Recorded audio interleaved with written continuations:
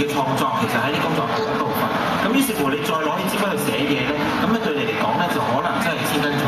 但係對我嚟講，因為其實主要嗰個工作性質同我自己做開嗰樣嘢，即係平時寫嘅正嘅啫，你話咩正？其實撩幾行字自己識睇下，識睇嘅啦。次次醫生嗰啲全部識睇佢認喎。哦，呢個確實係嘅喎。咁所以就變咗對我嚟講都係一個好唔同嘅一個興趣。咁反而藉住呢一個興趣，我仲可以靜落嚟自己諗下自己嘢，即係叫做點啊沉澱下。有冇啲抒懷嘅感覺咧？哦，有㗎。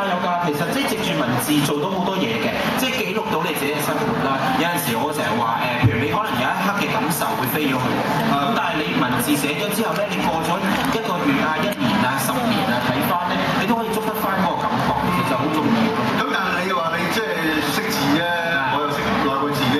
咁好多人即係覺得我都唔係識好，即係啲文筆又唔好啊，作文又可能中學程度啊咁樣，邊咁寫自己嘅出嚟啊？我又冇所謂㗎，而家新興火星文啊嘛，火星文係啊，你都知啊。我比較係講得情懷啲嘅，即係我手寫我心。係。我諗嗰樣嘢幾緊要。其實都已經係作為第一步係幾好㗎啦，即係我哋以前不嬲都係勸啲小朋友，你要寫下日記啦咁樣。咁有啲先生都會勸我哋當然唔做啦。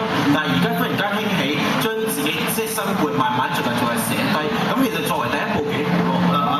因為我見到今日都有好多好後生嘅仔同埋女仔嚟咯，之後咁我諗翻咧，即係點解會即係咁辛苦咧走去寫 blog 咧？就係即係我近呢幾年開始接觸啲後生仔啊女啊嘅時候咧，我發覺咧佢哋而家資訊好多，嗰啲資訊咧係多到咧你消化唔切咧，每個資訊咧淨係要個面啊，要個皮啊咁就算。